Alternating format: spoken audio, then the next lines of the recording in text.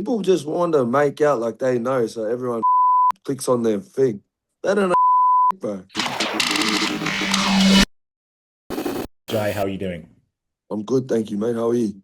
I'm very well. I'm very well. Thank you very much for taking the time to speak to me this morning in Las Vegas. I know they've got you up bright and early doing media obligations. Um, my first question is, how did this uh, deal to Zuffa Boxing come about? Because it came as a surprise to many boxing fans. I know obviously you were no longer with Matchroom and you were floating about trying to see what was best for you. So, if you can, relay how this deal with Zuffa Boxing came to be. Um, Zuffa Boxing, we sort of sat down. To be honest, man, I feel like I was scouted. You Mhm. know, they sort of seen me. They approached us. They approached my team first.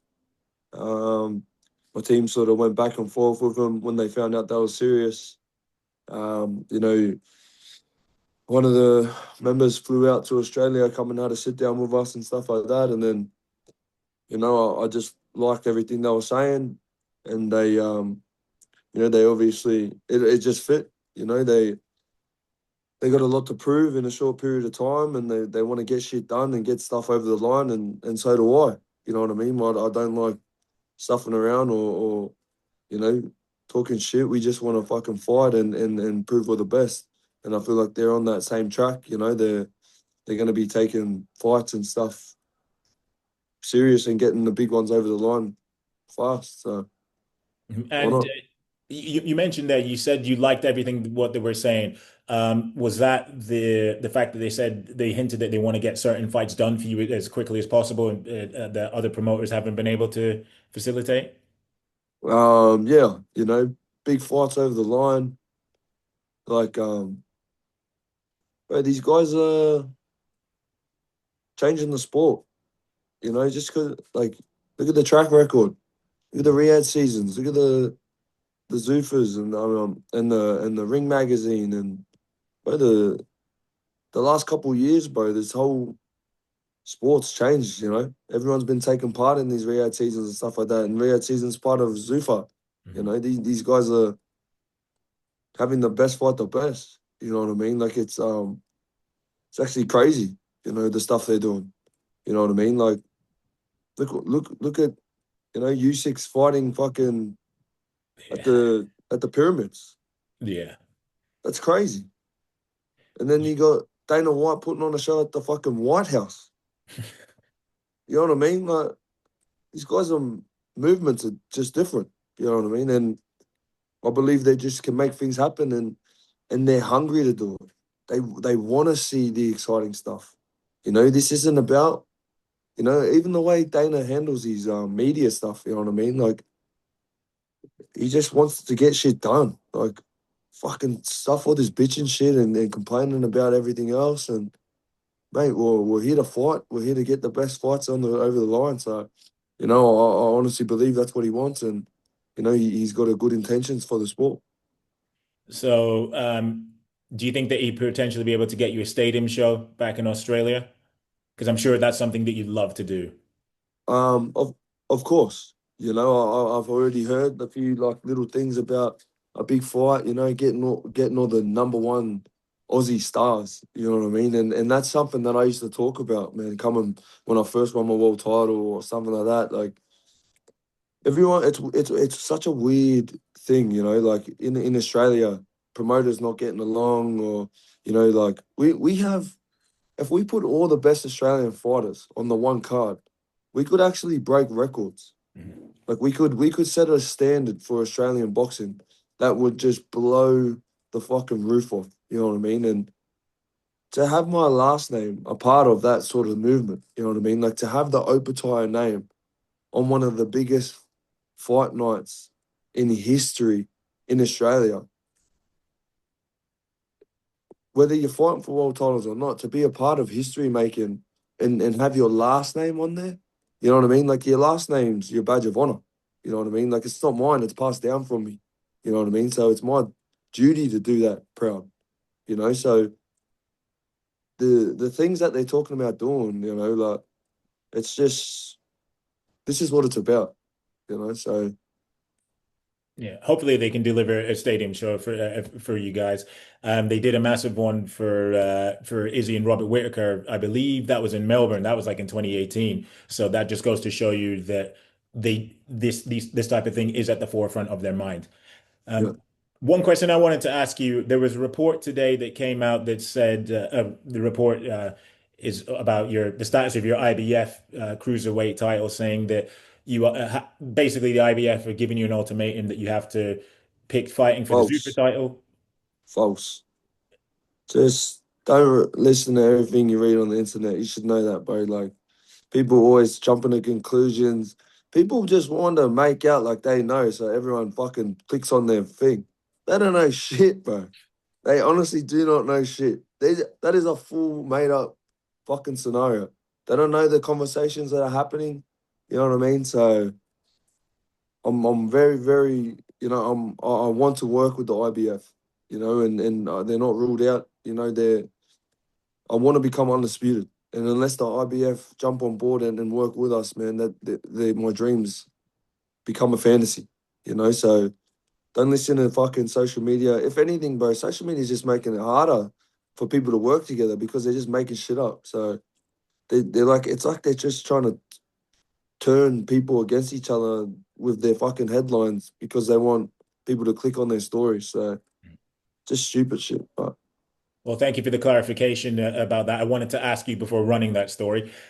You mentioned unification bouts there. A lot of people were perplexed that you went to Zuffa because obviously Undisputed's been your goal for several years. But Zuffa have said that they're not necessarily, well, they said that they're not going to work with the sanctioning bodies. So have you been given special dispensation or permission from them to pursue that, or is that just on the shelf for the time being?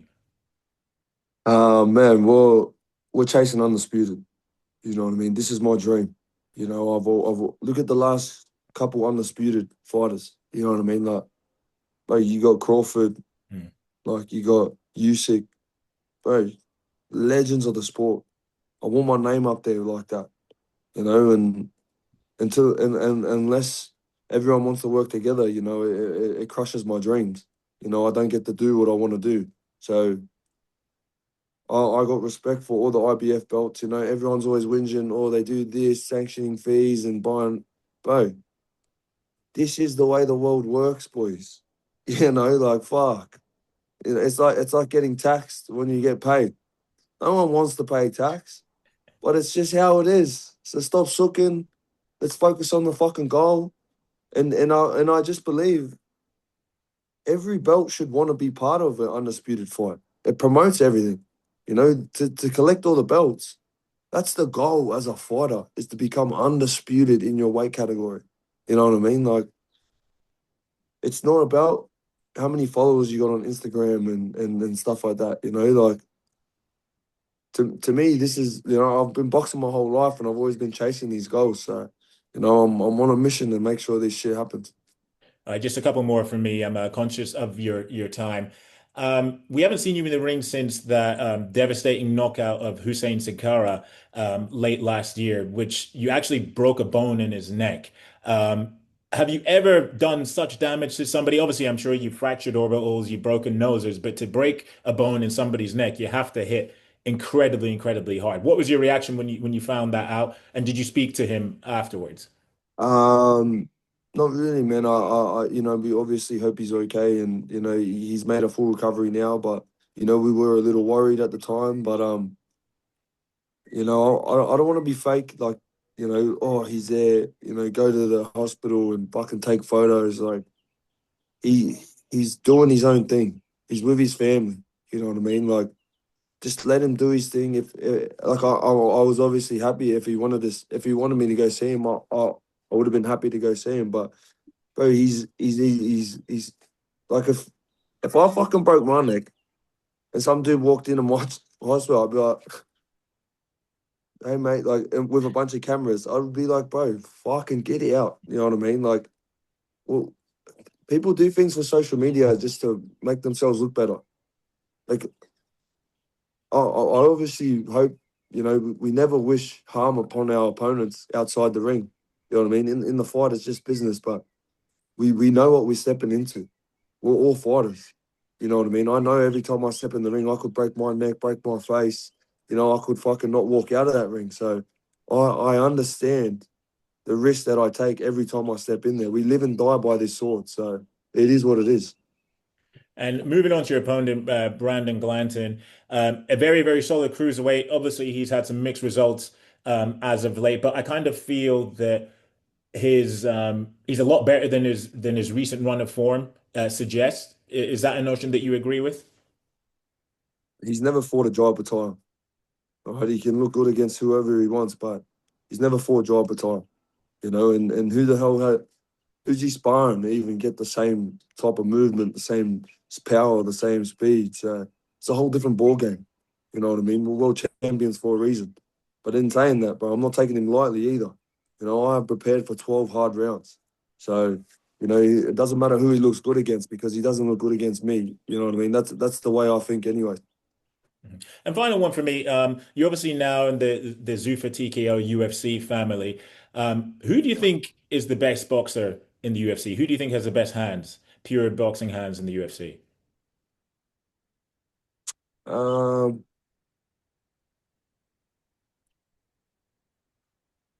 I don't know.